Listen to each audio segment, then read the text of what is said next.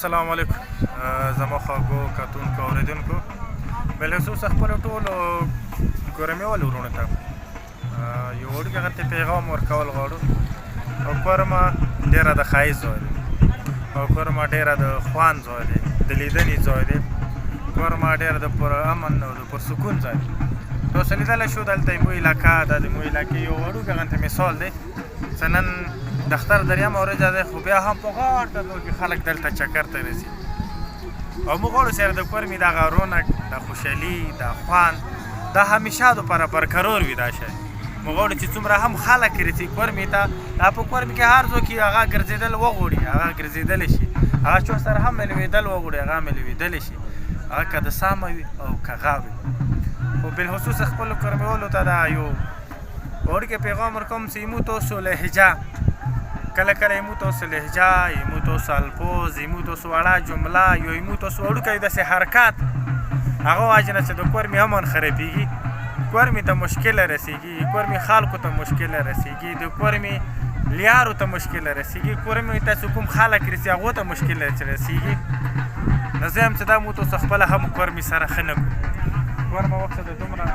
خلک رسي دا د لیدنې دپاره رسي صرف کورمه یو حسن لري د کورمې خلک حسن لري د کورمې علاقه د کورمې غرونه حسن لري او چې چېرته هم ښکلا وي هلته خلک تاګ غواړي خو دغه خلک اغزو ته تاګ بیا نه غواړي که علاقه ښکلې هم وي خو چې چېرته امن نه وي چېرته جګړې وي چېرته فساد وي هلته بیا علاقه که هر څومره هم ښکلې وي خلک تاګ نه غواړي خپلو ټولو کورمیوالو ته چې هغه د هر علاقې دی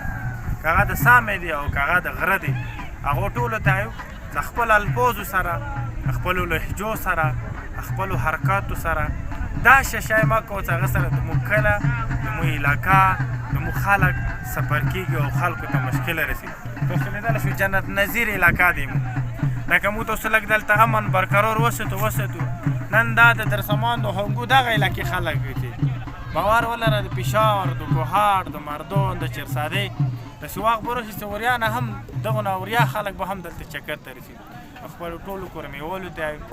چې مو د خپلې د علاقې ښکلا ساتنې دپاره پکار دی چې مو د کورمې امن برقرار وساتو دلته چې کوم هم خلک رسي د وریاو علاقې نه دلته به یو خپله انکم جنریټ کېږي دا به د دغو د علاقې والا خلکو دپاره چې کوم ژوند دی د هغه بهتر کوونې کې یو ښه ذریعه دی موږ د دوبي مثال وکړو دوبي کې زیاتره دلته خلک زیاتره رسي نه د هغو څه څومره هم انکم هغه جوړېږي هغه هم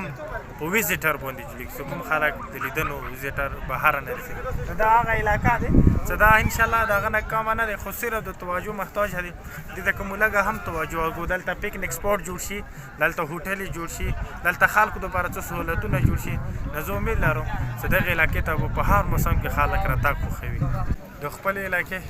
چې څومره هم سرکاري اهلکار دي یا ډپارټمنټ دي او دې سره سره د خپلې علاقې MNAs او MPs هغو ته هم ریکویسټ کوو هغه ځایونه چې هغه په کورمې کې خلک لیدنې ته ورځي په کور یې چې هلته د پکنیک سپاټ جوړ کړلی شي ډېره مننه خوشحاله باد بریالي اوسئ